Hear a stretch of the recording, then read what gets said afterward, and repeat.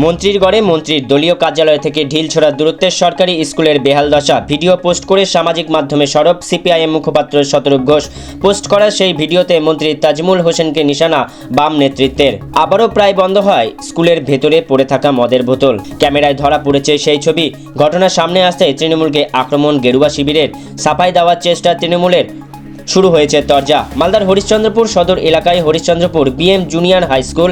বাম আমলে তৈরি হওয়ায় এই স্কুল প্রায় বন্ধের মুখে। শিক্ষকের অভাবে নেই কোনো ছাত্র। বর্তমানে খাতায় কলমে এই স্কুলে মাত্র একজন শিক্ষক, সাথে অবসরপ্রাপ্ত এক শিক্ষক স্বেচ্ছাশ্রম দেন। দলীয় কর্মসূচিতে এসে সেই স্কুল প্রাঙ্গণে দাঁড়িয়ে এলাকার বাম নেতৃত্বকে নিয়ে শতরূপ ঘোষ সরব হয়েছেন। তার অভিযোগ, শুধুমাত্র এই স্কুল নয়, রাজ্য জুড়ে প্রত্যেকটা জায়গায় একই পরিস্থিতি। সেই সুযোগে পাড়ায় পাড়ায় বেসরকারি স্কুল খুলছে।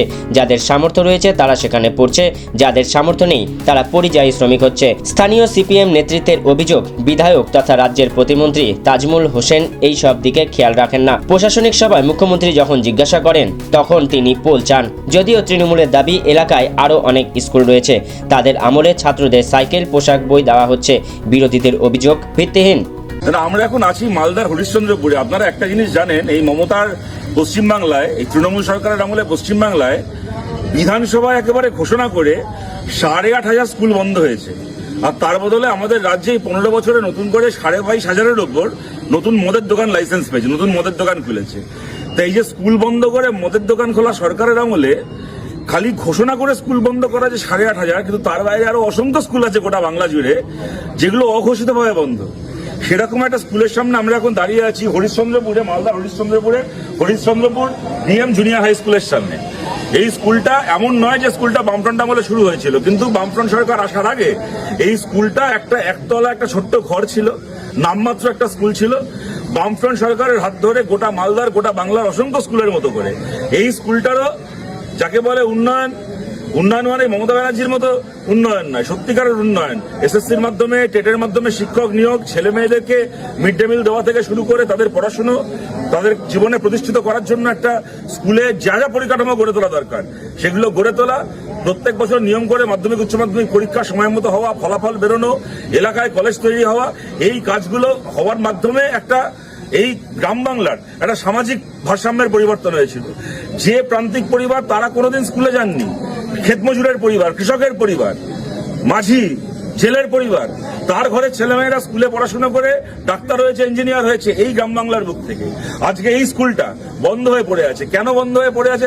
সরকারি হিসেবে কিন্তু বন্ধ না, কাগজে কলমে কিন্তু বন্ধ না, কিন্তু 8,500 ঘোষিত হয়ে বন্ধ স্কুলের বাইরেও যে আরো কত স্কুল বাংলায় কি অবস্থা তার একটা উদাহরণ এই স্কুলটা।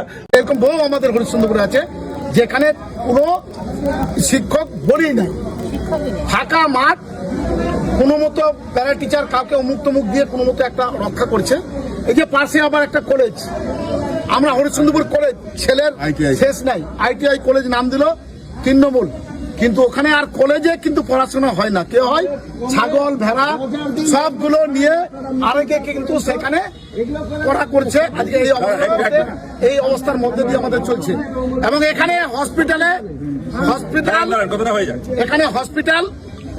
হসপিটালে বামফ্রন্ট আমলে যা কাঠামো ছিল, এখন যা অবস্থা হয়ে গেছে, এখানে একটা ভালো সার্জন নাই, এখানে গাইনো ডাক্তার নাই, অবস্থা সে।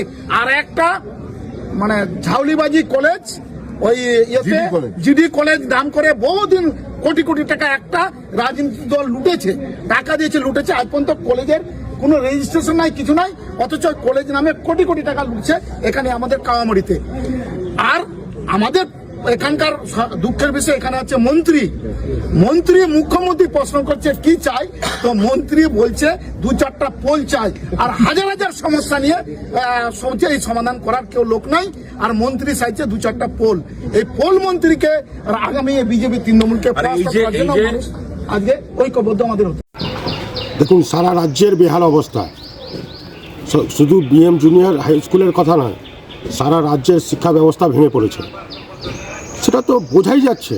যে রাজ্যের শিক্ষামন্ত্রী জেলে যাচ্ছে, তো সেই রাজ্যের শিক্ষা ব্যবস্থা কেমন থাকতে পারে? এক এক করে শিক্ষা যত প্রতিষ্ঠানগুলো আছে এক এক করে বন্ধ হয়ে যাবে। এই সরকারকে অবিলম্বে বিতাড়িত করা উচিত। এই সরকার যতদিন না যাচ্ছে ততদিন শিক্ষার মান উন্নত হবে।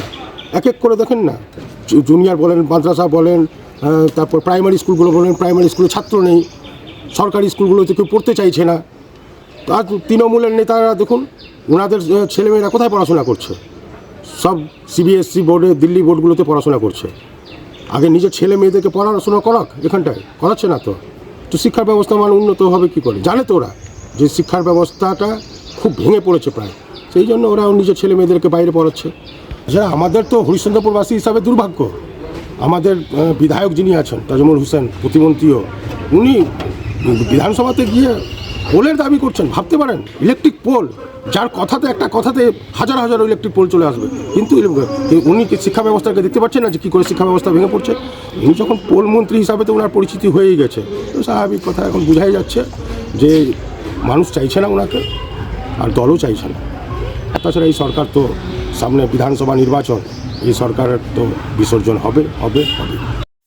দেখুন, প্রথমত বলি এই অভিযোগ ভিত্তিহীন, কারণ বামফ্রন্ট আমলের অনেক স্কুল আছে, আপনি দেখবেন সেই সব স্কুলে আপনি দেখবেন বর্তমানে প্রচুর হারে স্টুডেন্ট সেখানে উপস্থিত যায়।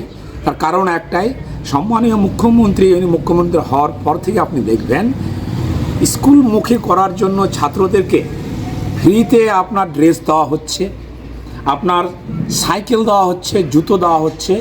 কারণ গরিব যে সমস্ত স্টুডেন্ট মধ্যবিত্ত পরিবার থেকে বিলংস করে, তারা যেন স্কুলমুখী যেতে যেন কোনো অসুবিধা না হয়, তার জন্য আমাদের সম্মানীয় মুখ্যমন্ত্রী কিন্তু এই যে ফ্রিতে সাইকেল, ফ্রিতে বই, এই যে স্কুল ড্রেস, জুতো, এগুলো দেওয়া হচ্ছে। তো পায়ের নিচে বামফ্রন্টের কোনো এখন মাটি নেই, জনগণ পাশে নেই, তখন একটা মিথ্যা অভিযোগ দেওয়ার চেষ্টা করছে। এর উত্তর কিন্তু জনগণ 2026 সালের বিধানসভায় দেবে। আর এইসব মিথ্যা অভিযোগ দিয়ে লাভ নেই, এই সমস্ত ভুলভাল কথা বলে মানুষকে পাশে নেওয়ার চেষ্টা করছে, এবং সামনে যেহেতু 2026-এ ভোট, একটা মিথ্যা একটা মানে আবহাওয়া গরম করার চেষ্টা করছে, কিন্তু এর ফল এদের শূন্য হবে, শূন্য হবে, শূন্য হবে।